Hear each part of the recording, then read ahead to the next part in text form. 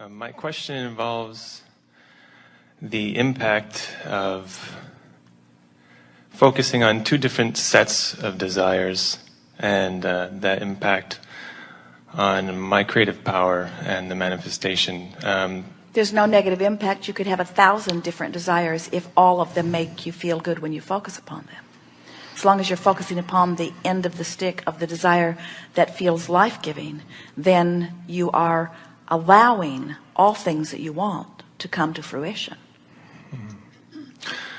I've heard you recommend in a workshop fashion writing down 3 desires to start with, let's say, to focus on. Do you know why? Do you know that when we encourage you to write a desire down, yes, it's not because you need to write it down to create it. Mm-hmm. It's that in writing your desire, for the time of the writing, you hold yourself in vibrational alignment with it. So it's an exercise of allowing what you want. Right. We want to hear you, but we want to stick this in real quick. There are 3 steps to the process. Step 1 is ask. Life causes you to do that. You can't not ask. Step 2 is the answering to what you're asking. Source does that. You heard us explain that. In the moment that you ask, Source becomes it. That is quite an answer and calls you toward it. Step 3 is you must allow what you're asking for. So when you sit with the 3 things that are really important to you and you write about what you want and why you want it, there is a pretty good opportunity for you to deliberately align with the essence of your desire. It's the equivalent of letting go of the oars, because you can't talk about what you want and why you want it without turning downstream. Mm-hmm. When you talk about what you want and how you're going to get it, if you don't know how you're going to get it, you often turn upstream. When you talk about what you want and who will bring it or when it will come or where it will come from, as you ask these questions that you don't have answers to, it almost always turns you upstream and makes you doubt and feel powerless. But when you write about what you want and why you want it, it almost always causes you to let go of the oars. It's an exercise of closing the gap. In fact, every process that we've ever offered is about closing that gap. Not one process is necessary for creating. Life causes you to ask, and Source answers. Every process is a process to help you turn downstream, to let go of a little more resistance. And I can definitely feel that when I'm focused on visualizing all that I'm wanting and appreciating having it vibrationally. Because you've got hold of it. In other words, when you start to visualize something, it's like you're saying, I'm in charge of this thought process, and I am deliberately directing my thoughts visually, mentally, toward positive outcomes. Downstream, downstream, downstream, downstream, downstream. Where sometimes life just catches you off guard and you have a knee-jerk upstream reaction to it. But when you sit deliberately to write or visualize, you get a better handle on where you're going. Do you ever find in the beginning of a visualization process that sometimes thoughts of what you don't want creep in or even dominate at first? What do you do about it? Anytime any negative thought starts coming in, I just try and focus back on perhaps something else that I'm very positive about. And do you find that since it's all in your head anyway, yeah, that in a visualization setting, that even though a negative thought might creep in and turn you upstream, that since you're just visualizing, it's just air, mm-hmm, that it's easier for you to get it and turn it than it would be in the middle of an argument, so to speak, right, or in the middle of a real life manifestation where you're observing something upstream. mm-hmm. So if I can create, I guess, especially throughout most of my early 20s, I was just throwing all kinds of ideas out there in terms of things that I wanted to do and achieve, and coming into this. Before you go further, we want to stick something else in. Hold that thought, because we like where you're going, but we want you to contemplate this in light of the whole of what you're asking for here. When you deliberately conjure an image for the purpose of creating. We want you to understand that so often people think, well, I'm going to sit and do my creating now. And we want you to understand that all that visualization is practicing the vibration of letting what you've already asked for in. This is just vibrational practice. All that visualizing is not making something happen. It's letting something that's already happened in. That's such an important distinction. You're not creating with your affirmations. You're not creating with your visualizations. You are practicing a vibration that lets it in. So the more visualizing you do, the more you set a tone that lets more in. So now we want to go back to the very first thing that you asked, because it's so important. This is the way we heard it. If I have 2 or 3 or 5 or 10, but let's say 2 things that I really want, do I split my energy by focusing upon 2 things rather than giving my undivided attention to 1 thing that I want? And we want to say to you, 2 things that you sort of kind of believe are much more powerful for you to focus upon than 1 thing that you doubt. In other words, so you want to use the things that you believe most as your reason to focus, because when you take a desire for something that you believe you can accomplish and you give your undivided attention to that thing in which you have belief, now you've practiced the vibration of belief, and now all the things that you want in that practice of belief must be allowed, even if you've been practicing this idea of belief on a different subject than the other things. Does that make sense? In other words, there's resisting and there's allowing, and it doesn't matter what you're using as your excuse to allow. Right. That's why we always say, start with the easy things. Start with the things that you believe. Because when you focus upon the things that you believe, you close the gap. And when you close the gap, you let in all the stuff you want. Helpful? Yes. Powerful to know. Now, we interrupted you and you were going someplace really good. Okay. So in that sense, with a lot of different ideas coming forth, but never manifesting many of them, because I would get to a point where I'd be like, well, actually, okay, maybe I don't really want that particular thing or whatnot. Now I'm at a point where I'm quite clear on everything. Well, you a lot see, of things here's that I what do we want. think happens, and see if this doesn't resonate with you. This is what so many people do.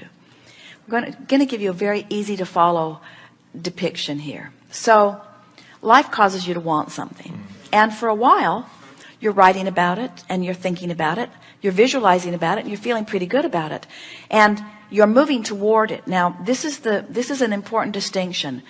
More than 99% of every creation is completed vibrationally before you see the physical evidence of it. It's just the way it works. You have to think a thought and get it really active in your vibration before the evidence is allowed in. So, and man has been telling that story in a lot of different ways. Even in Genesis, as man tries to describe the way God created the planet, everything that is manifestation was first thought and thought upon a long time before the manifestation occurs. Well, now all of you here in your leading edge expression, you are following this same process of creating, only it's easier for you. The process of creating, the gap between the inception of an idea and the full manifestation of it is very short now. This is the time of fast creating, and so it doesn't take a lot of time, but it does take steady direction. And that's why we tell the story of Jerry and Esther going from Phoenix to Yuma, which is halfway to San Diego, about Phoenix, Yuma, and then back to Phoenix, Yuma, and then back to Phoenix, Yuma. And so what happens is, and this is the way we really want you to get a sense of this. So life causes you to want something, and you begin moving along pretty well toward it. But then, because you can't see the manifestational evidence of it, then you don't hold your vision upon what you want. You begin to look at what is. And as you begin to look at what is, then you live more contrast that gives birth to another desire. And as you begin to turn your attention toward the new desire, but it's taking longer than you want, then you begin to notice what is. So what happens is, new contrast keeps showing up and getting your attention and muddying the waters of the pure thought about what you want. And that's why your question feels so valid and is my quest for so many different things what's slowing me down? Right. And we want you to understand it's not the quest for different things that's slowing you down. It's your not staying in the direction of any one of them long enough to see them to fruition. You're taking score too soon. You're looking for the physical evidence and feeling the discouragement in the lack of the evidence and then turning upstream because you're using a bogus indicator as your directional guide. You're looking for manifestational evidence as your directional guide when you want to look for emotional response. In other words, as long as you're feeling optimistic, it's in the process of becoming. In the moment that you start doubting, you've turned. Right. And until you get optimistic again, that one's done. You might as well go on to another one. You see. So we just want you to find one thing that you feel optimistic about, and everything you want will then happen. Isn't that interesting? Just find one thing that you feel optimistic about. Find one thing that you feel appreciation about. Give it your undivided attention, and everything that life has caused you to ask for will come in. A lot of people who begin doing this work with us report in something similar to that. They say, it feels like I have a rubber band stretched back really far, and when I found this material, I let go, and a whole lot of things happened really quickly. And we say, because a little bit of allowing goes a long way, because you've been asking and asking and asking and asking and asking. Oh, you have such prolific vibrational escrows. Oh, so much in your vibrational escrow. And when you chill out a little, stuff starts getting in. But then you start overdoing it in this deliberate creation stuff. Right. We called this for quite a while the science of deliberate creation, but you took it all too seriously. We see you suck, you try to suck, cancel, try to suck your thoughts back before law of attraction gets hold of them. Oh, I thought a thought of something that I don't want. What if law of attraction gets hold of that? And we say, just chill out. You are where you are. Your stream's moving toward what you want. This isn't a big deal. You're worthy beings. It's supposed to work out for you. It's supposed to be fun. You never get it done, and you want this ride. Can you imagine Jerry and Esther saying to the river guide, where will we take our boat out? And he would say, oh, many miles downstream. And they would say, well, we would like to put our raft back on the bus it down the canyon, and put it in the river just a few hundred yards from where we're going to take it out, because we like instant manifestation. And he was a very accommodating man. He would have done that if they'd asked. But he would have said, all right, crazy lady, but I thought you wanted a ride on the river. And this is the thing that we want to say to you. You didn't come here in order to go immediately to all of those manifestations. You gave here so that contrast could help you give birth to them, so that you could contemplate and choose and decide. You came into this creative environment so that you could focus yourself into alignment, so that you could feel the satisfaction of some discord coming into alignment, and the feeling of things clicking into place, and then you could watch the manifestational evidence of your alignment, and then you could, with that new accomplishment, now stand in a new set of contrasting experiences that would give birth to yet more desire, so that you could focus in the direction of it and feel the alignment of it, and feel yourself clicking into place, and then see the manifestational evidence of your alignment. This is the joyous ride that you want. Not one of you, we have never seen anyone say, I'm going on vacation. They tell their friends, I'm going on vacation, and I'm at home, and I'm going to go here and here and here and here and here and here and here. In about 2 weeks, I'm going to come back home. And then they say, wait, what was I thinking? Home is my final destination, and I'm already home. Why go? I think I will just check vacation off my list. I've accomplished my vacation, and it was so much less expensive. And we say, you didn't go on the vacation to get it done. You went on the vacation for the fun along the way, for the new ideas, for the stimulation of thought, for the interesting things that would occur, for the mixing it up, for the opportunity to create. And that's the way you felt about this life experience. None of you said, I'll go forth, I'll decide what I want, and I'll get it. I'll decide what I want and I'll get it. I'll decide what I want and get it. You said, I'll go forth and I'll mix it up. And I'll know what I don't want, which will help me to get clear about what I do want. And I'll do that all day, every day, until I formulate my idea of the life that I would like to live.